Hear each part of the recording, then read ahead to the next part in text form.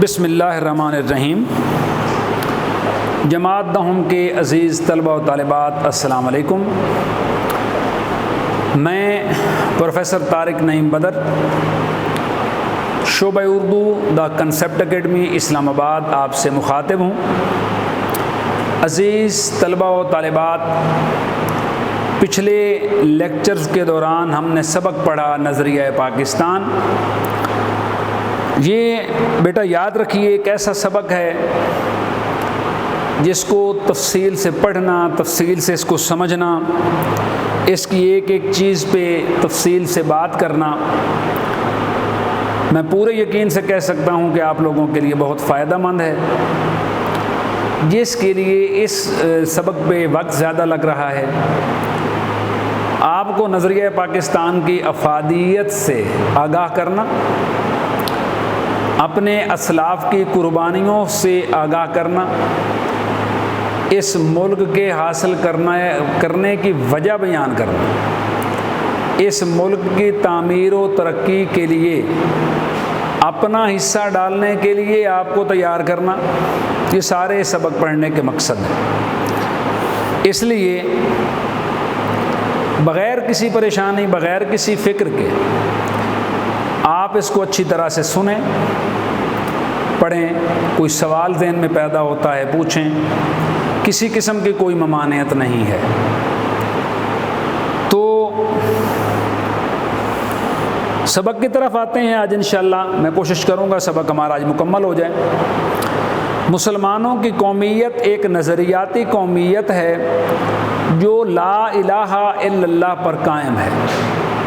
وہی بات پہلے بھی کر چکا ہوں کہ مسلمان دنیا کے جس بھی خطے میں، جس بھی کونے میں موجود ہے، وہ ملت اسلامیہ کا حصہ ہے۔ یعنی جو کلمہ گو شخص ہے، جو لا الہ الا اللہ محمد الرسول اللہ پڑھتا ہے اور اس پہ یقین رکھتا ہے، وہ اسلامی ملت کا، ملت اسلامیہ کا، مسلمان قوم کا حصہ ہے۔ یعنی یہ کہ نسل، رنگ اور وطن کی بنیاد پر نہیں، بلکہ ایک نظریے، ایک عقیدے، ایک کلمے کی بنیاد پر وجود میں آئی ہے۔ وہی بات آ گئی کہ جو مغربیت ہے، مغرب کا جو فلسفہ ہے قومیت کا، وہ یہ ہے کہ جو ایک حدود اربع میں رہتے ہیں، جو کسی ملک میں رہتے ہیں، اس ملک کے رہنے والے سارے کے سارے ایک قوم ہیں، چاہے وہ کسی مذہب، رنگ و نسل سے تعلق رکھتے ہوں۔ اسلام کا عقیدہ یہ ہے کہ ہر وہ شخص جو کلمہ گو ہے وہ ملت اسلامیہ کا حصہ ہے، چاہے وہ دنیا میں کہیں بھی رہتا ہو۔ اور اسی نظریاتی پہلو کو نمایاں کرنے کے لیے اسے ملت کہا گیا ہے، اسی لیے اس کو ملت یعنی قوم کہا گیا ہے۔ ملت، قوم۔ ایسی نظریاتی قومیت میں ہر نسل، ہر رنگ اور ہر جغرافیائی خطے کے لوگوں کے لیے جگہ ہوتی ہے، اور حقیقت یہ ہے کہ جنوبی ایشیا کے مسلمانوں کو، جن میں ہر نسل، ہر رنگ اور مختلف جغرافیائی خطوں کے لوگ شامل تھے، ایک ایسی قوم کے ماتحت اقلیت بن کر رہنا منظور نہ تھا جو اسلامی قومیت کے برعکس ذات پات، چھوت چھات اور بت پرستی کے بندھنوں میں جکڑی ہوئی تھی۔ بات کرنے کا مقصد یہ کہ مسلمان قوم ایک عظیم قوم ہے، ان کا رہن سہن، ان کی ثقافت، اسلامی جو تعلیمات ہیں ان میں چند کی اگر ہم بات کریں، میں بیٹی کی مثال دینا چاہوں گا۔ بیٹی کو جو عزت اللہ تعالیٰ نے اس کو نعمت قرار دیا، بیٹے کو رحمت قرار دیا، بیٹے کو نعمت قرار دیا، بیٹی کو رحمت قرار دیا۔ نبی کریم صلی اللہ علیہ وآلہ وسلم کا فرمان مبارک ہے۔ آپ ایک دفعہ تشریف فرما تھے مسجد نبوی میں، صحابہ کرام بھی تشریف رکھتے تھے، تو کہا کہ جس کی 2 بیٹیاں ہوں اور اس نے اچھی طرح سے اس کی پرورش کی، پرورش کرنے کے بعد ان کو رخصت کیا، اپنے گھر کا کر دیا، میں اس کے لیے جنت کی ضمانت دیتا ہوں، جنت کی بشارت دیتا ہوں۔ ایک صحابی کھڑے ہوئے کہا، یا رسول اللہ، آپ کی حدیث سن کے میرے دل میں شوق پیدا ہوا، میری تو ایک ہی بیٹی ہے۔ تو کہا کہ ایک بیٹی جس کو اللہ نے دی ہے اس کے لیے بھی میں بشارت دیتا ہوں، جو بات میں نے کی۔ ایک اور صحابی کھڑے ہوئے کہا یا رسول اللہ جس کی بیٹی نہ ہو اور اس کی خواہش ہو کہ کاش اللہ مجھے 2 بیٹیاں دیتا تو میں نبی کریم صلی اللہ علیہ وسلم کے فرمان مبارک پہ عمل کرتے ہوئے اپنی بیٹی کی پرورش کرتا، اسے اپنے گھر کے کرتا، تو میری تو بیٹیاں ہی نہیں ہیں۔ تو نبی کریم نے فرمایا کہ میں تیرے لیے بھی اسی جنت کی بشارت دیتا ہوں۔ بیٹی کو جو حیثیت اسلام نے دی ہے کوئی مذہب نہیں دے سکا۔ نبی کریم صلی اللہ علیہ وسلم کی بیٹی حضرت فاطمہ الزہرا رضی اللہ تعالیٰ عنہا، حدیث میں ہے کہ جب وہ تشریف لایا کرتے ہیں تو نبی کریم صلی اللہ علیہ وسلم اٹھ کے کھڑے ہو جاتے اور اپنے بیٹی کے لیے چادر بچھاتے اپنے کندھے سے اتار کے، اور بیٹی کو بیٹھنے کو کہتے کہ بیٹا یہاں بیٹھو۔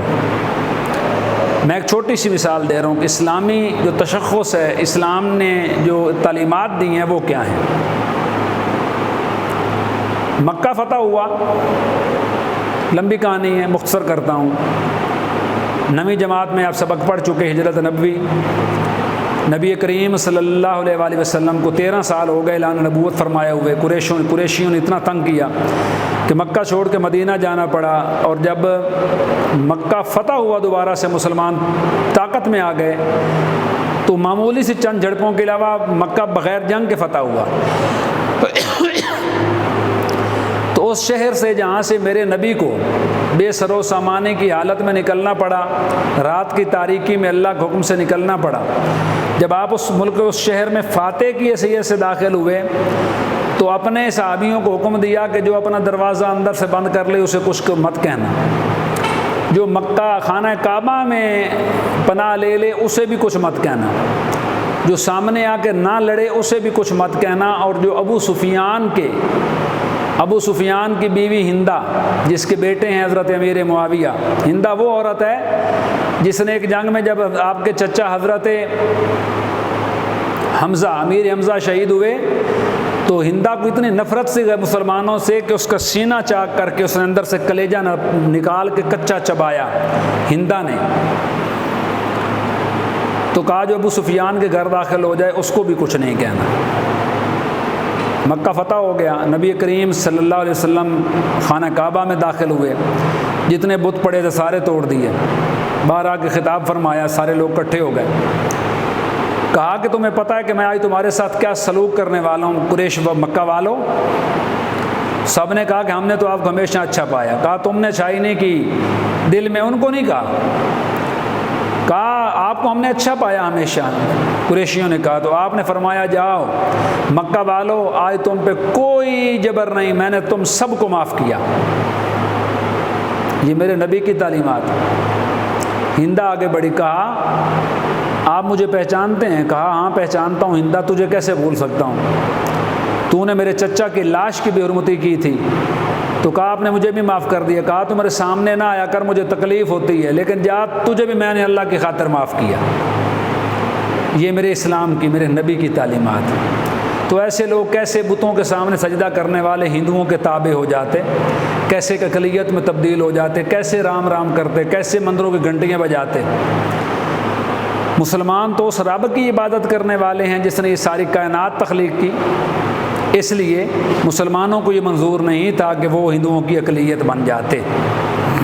آج جو کچھ ہندوستان میں ہو رہا ہے آپ خبریں ٹی وی پہ دیکھتے رہتے ہیں، 24 کروڑ مسلمان رہتے ہیں انڈیا میں، بدترین مخلوق ہیں، وہ بدترین حالات میں رہ رہے ہیں ہندو، ان پہ اتنا ظلم کرتے ہیں، اتنا جبر کرتے ہیں۔ آئے روز خبریں سوشل میڈیا پہ گردش کرتی رہتی ہیں، ٹی وی پہ گردش کرتی رہتی ہیں، اخباروں میں آتی رہتی ہیں، ساری باتیں ہم سن چکے ہیں۔ بہرحال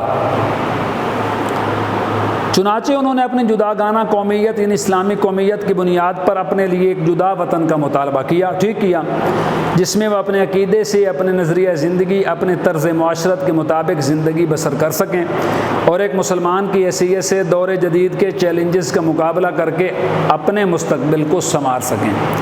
پاکستان قائم کرنے کا بیٹا مقصد واحد یہ تھا کہ ایک ایسا خطہ زمین ہو جہاں پہ مسلمان اللہ کے ماننے والے کلمہ گو آزادی کے ساتھ اور اسلامی تعلیمات پر عمل کرتے ہوئے اپنی زندگی گزار سکیں۔ آج جس پاکستان میں ہم رہتے ہیں اس میں بہت ساری چیزیں ایسی ہیں جو اسلامی جو ملک بنایا گیا جس نظریے کے تحت وہ پوری نہیں ہو سکیں، اور اس کی وجہ ہم لوگ ہیں، باہر سے کوئی نہیں آیا۔ ہمیں اس بات کو بھی اچھی طرح ذہن نشین کر لینا چاہیے کہ نظریہ پاکستان میں اسلامی زندگی اور قدروں کا تصور بنیادی حیثیت رکھتا ہے۔ اخوت، بھائی چارہ، مساوات، برابری، عدل، دیانت، خدا ترسی، انسانی ہمدردی اور عظمت کردار کے بغیر نظریہ پاکستان کو فروغ نہیں ہو سکتا۔ نظریہ پاکستان کو ترقی نہیں دی جا سکی۔ فروغ کے معنی ترقی۔ نظریہ پاکستان کا مقصد محض ایک حکومت قائم کرنا نہیں تھا، کیونکہ مسلمانوں کی حکومتیں ایشیا اور افریقہ میں پہلے سے موجود تھیں۔ نظریہ پاکستان کا مقصد اسلامی اصولوں کی ترویج و اشاعت، ترویج کے معنی ترقی، اشاعت کے معنی چھاپنا، اور اہل عالم کے لیے مثالی مملکت کا نمونہ فراہم کرنا تھا، جو کہ نہیں ہو سکا۔ آپ کو پتہ ہونا چاہیے دنیا کے 200 کے راؤنڈ اباؤٹ جو ممالک ہیں، اس میں صرف 2 ملک ایسے ہیں جو مذہب کے نام پہ قائم ہوئے۔ ایک یہودیت کے نام پہ قائم ہوا جس کا نام اسرائیل ہے۔ اسلام کے اس وقت 52 ممالک ہیں دنیا میں، لیکن اسلام کے نام پہ قائم ہونے والا صرف ایک ملک ہے، اور وہ ہے پاکستان۔ اسلام کے نام پہ قائم ہوا، افسوس نہ ہمارے اکابرین اسلام کو نافذ کر سکے اور نہ ہم لوگ نافذ کر سکے۔ پاکستان قائم کرنے کا فیصلہ ہندوؤں کو بہت ناگوار گزرا، برا گزرا۔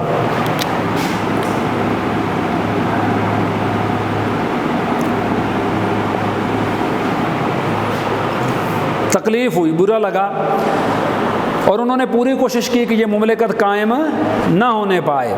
ان کے پاس دولت اور طاقت تھی، جنوبی ایشیا میں ان کی اکثریت تھی، لیکن چونکہ قیام پاکستان کا مطالبہ حق اور انصاف پر مبنی تھا، اس لیے حکومت برطانیہ کو مجبور ہونا پڑا، اور قائد اعظم محمد علی جناح کی پرخلوص قیادت، مسلمانوں کے یقین، اتحاد اور عمل پیہم کی وجہ سے 14 اگست 1947 کو پاکستان معرض وجود میں آ گیا۔ معرض وجود کے معنی قائم ہو جانا، پیہم کے معنی مسلسل، عمل پیہم، مسلسل عمل۔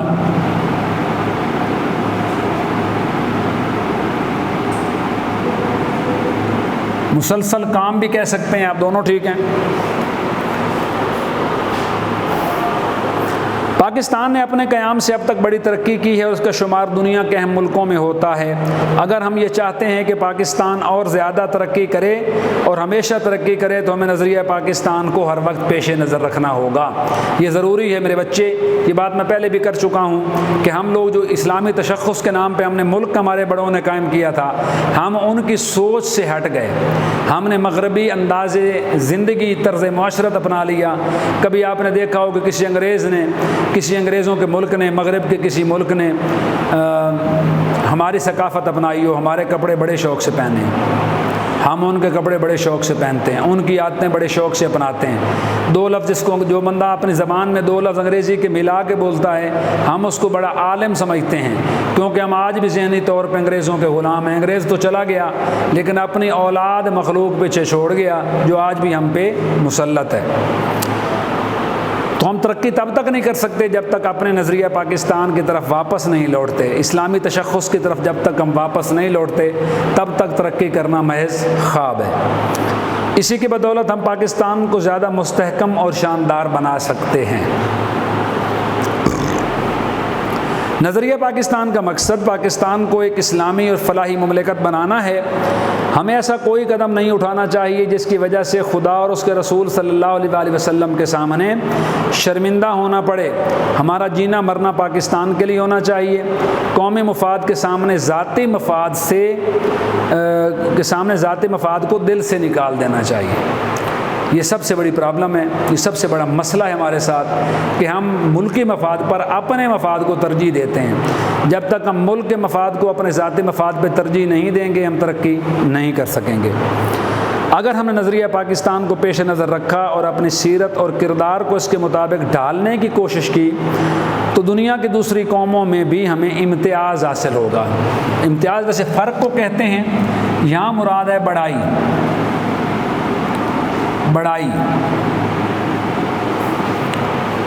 حاصل ہوگا، اور ہم اسلامی اصولوں کی روشنی میں پاکستان کو توانا سے مراد یہاں پہ طاقتور ہے، مستحکم کے معنی مضبوط، شاندار اور پرعظمت بنانے میں پوری طرح کامیاب ہو جائیں گے انشاءاللہ۔ تو یہ تھا ہمارا سبق آج کا۔ سبق ہمارا مکمل ہوا نظریہ پاکستان، ہم نے تفصیل سے بات چیت کی ساری، تو انشاءاللہ اگلی سبق لیکچر میں ہم کریں گے اس کی مشق۔ تو کوئی بات سمجھ نہ آئی ہو، کسی قسم کی کوئی بات آپ کے اس پہ پوری نہ اتری ہو، سوال پیدا ہوتا ہو تو وہ آپ کر سکتے ہیں۔ تو انشاءاللہ ملتے ہیں اگلے لیکچر میں، تب تک کے لیے اجازت، بہت شکریہ، اللہ نگہبان۔